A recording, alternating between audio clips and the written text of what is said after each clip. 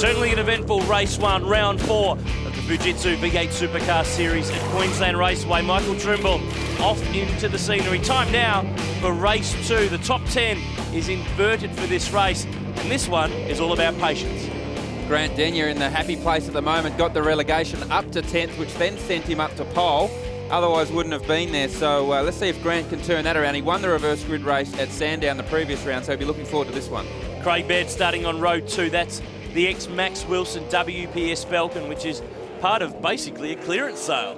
The big advert for a clearance sale from what's left of the WPS race team, and running the car this weekend just to show its wares and show potential customers that it's capable of doing the job. Tim Slade moved back to position 24 in the Auto Pro Commodore, and Taz Douglas rounding out the field, moving from the ex-Stone Brothers Falcon into a Paul Morris Motorsport Commodore used last year by Chris Pither in Kangalota's colours. Green flag at the back of the field.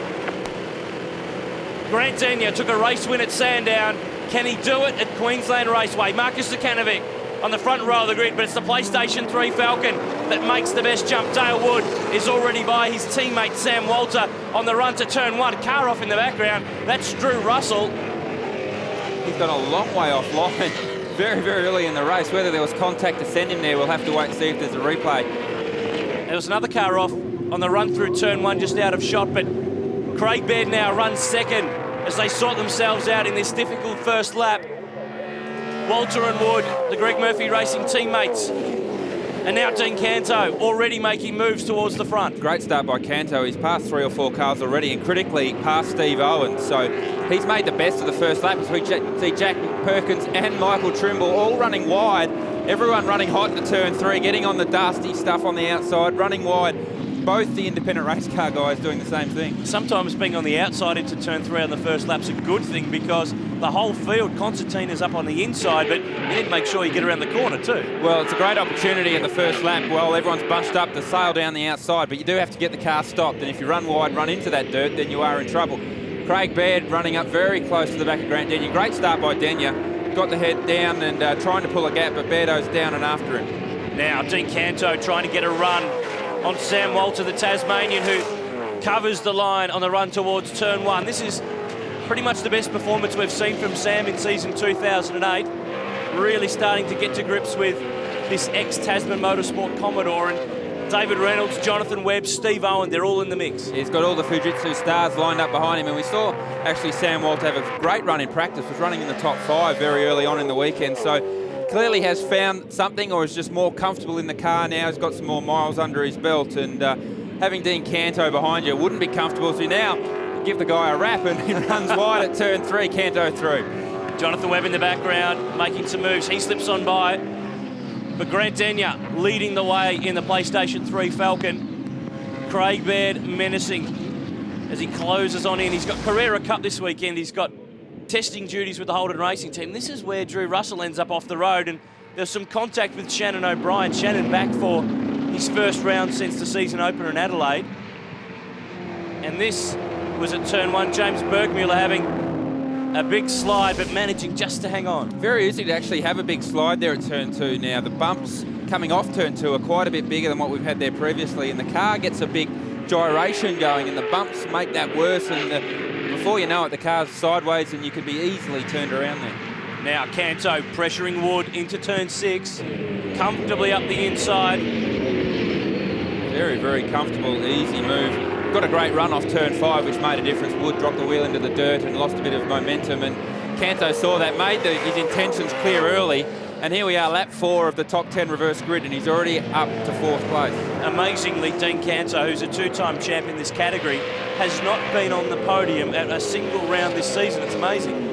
Well, it just proves that you can have the fastest car and be the fastest bloke out there, but you've got to finish races and you've got to be up the front. And the competition this year in the Fujitsu Series is very, very tight, very tough, and it's by no means a given that you're just going to blaze through the field and win the top 10 reverse grid race either. I can't get over this Baird bloke. He will drive everything. Does he have a free weekend? He cops a bit of a rub from Marcus Zukanovic down into turn 3, but is there a weekend where he doesn't drive a race car? I actually asked him if he was racing Formula Ford this weekend here at Queensland Raceway, because it's the only category he's not racing, but Beardo said he was a bit old for that and the young guys might give him a run for his money. But doing it tough at this weekend, by racing 2 different categories, also drove my car in the co-driver's practice session on Friday.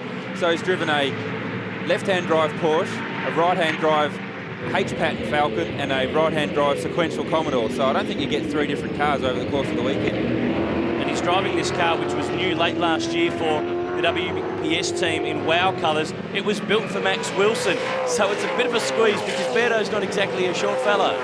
No, he's not a short bloke, and he was saying they didn't quite build enough adjustment into the car, so it was fine for WPS when you had Max Wilson and Jason Barguana driving the cars because they're about 4 foot nothing. But Berto, who's of more average height, said he was driving with his knees around his elbows. This has been an impressive run from Marcus Sukanovic, who's driving one of your old cars. He qualified 18th this weekend, 9th in race 1. Good improvements. Yeah, and making good use of the top 10 reverse grid race. The first key for Marcus was to get inside the 10 and then use the inversion to get himself up the front of the field. And here you go, after 1 race and 5 laps of racing, to go from 18th on the grid to 3rd, and having Dean Canto behind you and keeping him there for a little while. It's a great turnaround. Grant Denyer continuing to lead the way in race 2, but Canto, who started position 10, is on home test ground this weekend at Queensland Raceway. In the main game, nearly half the teams use Queensland Raceway as their test track, but in the Fujitsu series, Howard Racing is pretty much the only front-running team that regularly runs here, and that's critical. It is, and Dean had great speed in qualifying with his pole lap. Would have probably put him around the 15th, the 16th grid position, so Howard Racing guys really have their head around Queensland Raceway. Grant Denyer leading the way in race 2 at Queensland Raceway. Can he hang on? We'll find out after the break.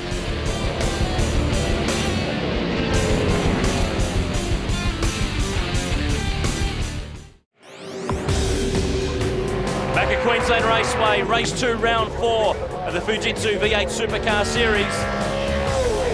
And Grant Denyer leading the way, but under massive pressure from Craig Baird. You're just starting to get the sense that it's going to get a little bit racy up the front here. As now Canto straight up the inside of Sukanovic at turn 3. The cars are much closer and the boys look a little racier. They can see the ends in sight, and Canto wants maximum points.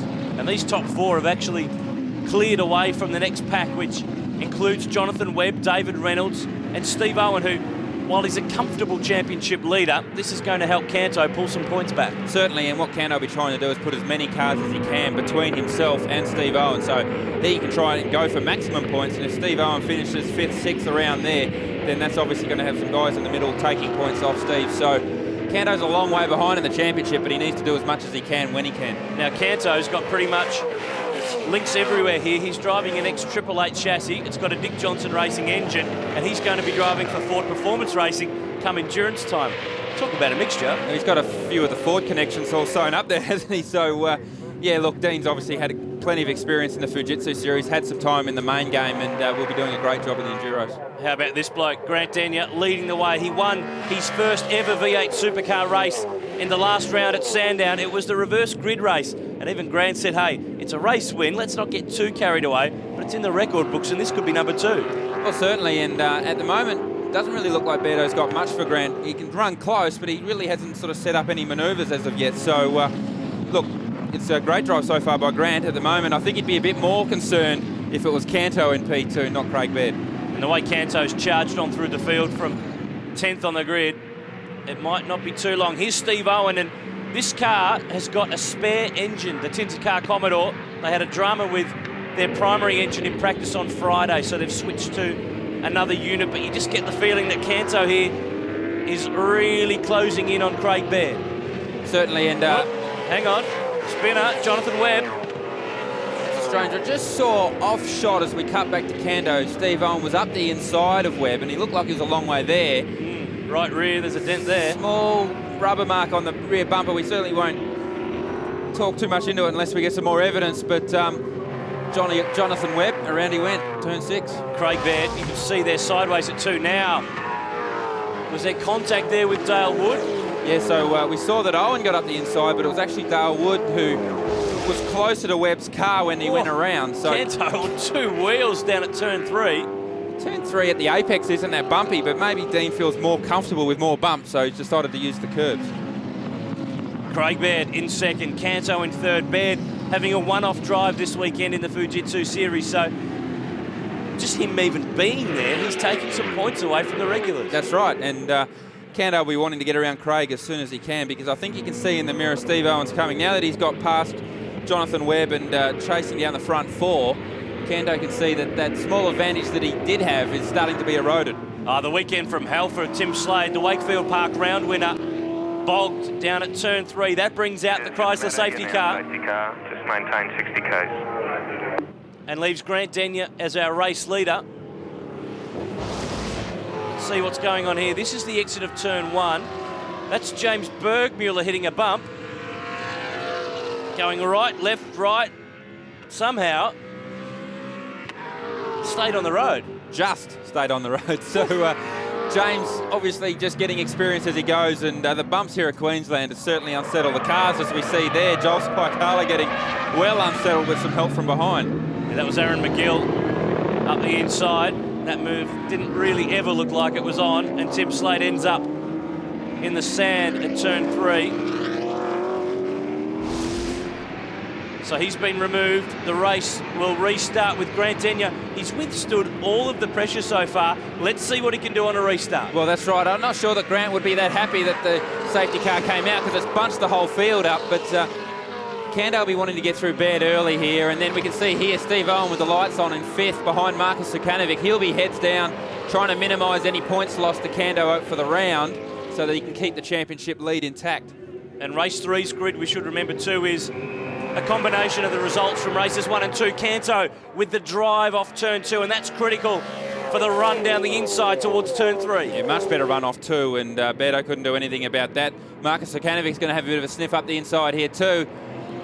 Gives Beto one in the rear quarter, not much in that, but Canto off turn 2, great drive, great bump compliance, and once he was there was nothing that Craig could do, and then all it was up to Beto to do was minimise the loss, as we see now Steve Owen up the inside. So we see here safety cars created a few opportunities for a couple of the lead guys. David Reynolds trying to sneak on by in the on-time Commodore.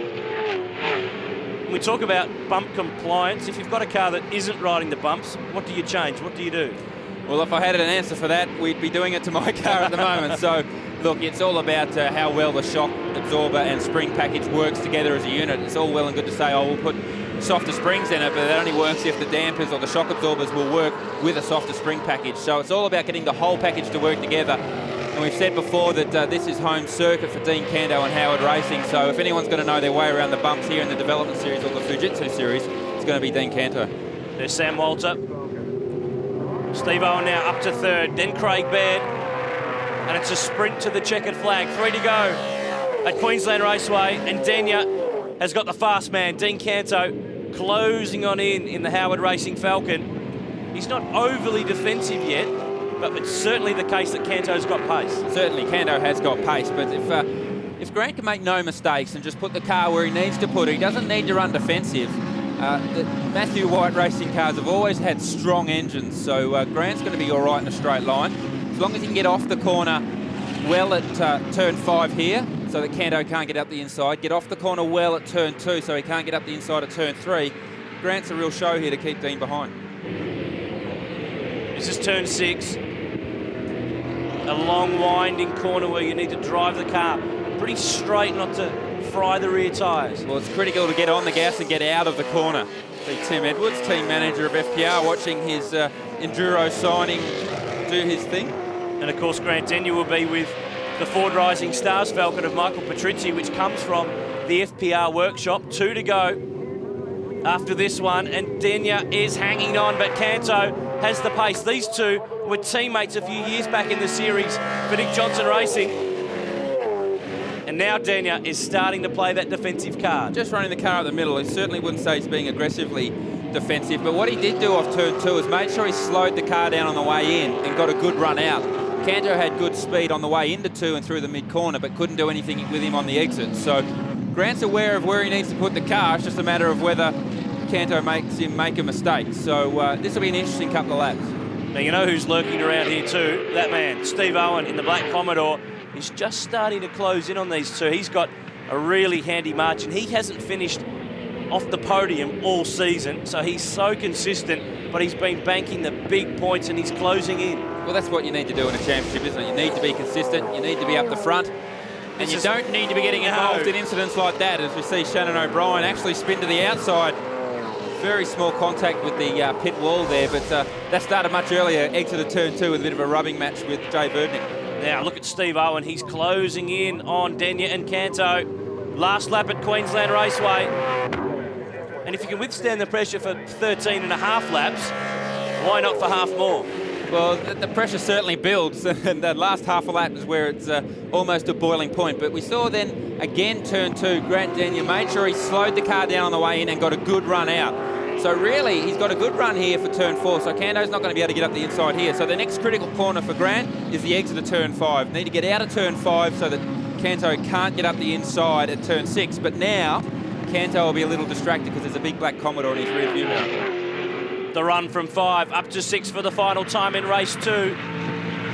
Grant Denyer took a win at Sandown, one more corner, and he's going to get 2 in 2 rounds. Canto and Owen, the championship heavyweights, are closing in, but the PlayStation 3 Falcon is going to get home. Grant Denyer takes race 2 at Queensland Raceway. And that was the drive of a guy who clearly has got his mind on the job this year, doing lots of miles in the V8 Supercars, lots of running in the Mini Challenge, and it shows on the results sheet. He drove with his head there. Didn't have the pace, outright pace that Canto did, but put himself in the right position to take the win. So great drive.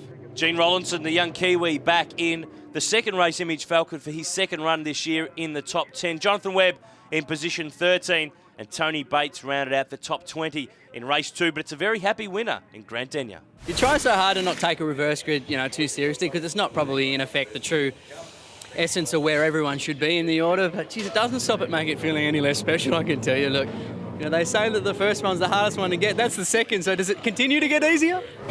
We'll continue the action in the Fujitsu V8 Supercar Series from Queensland Raceway with race 3 after the break.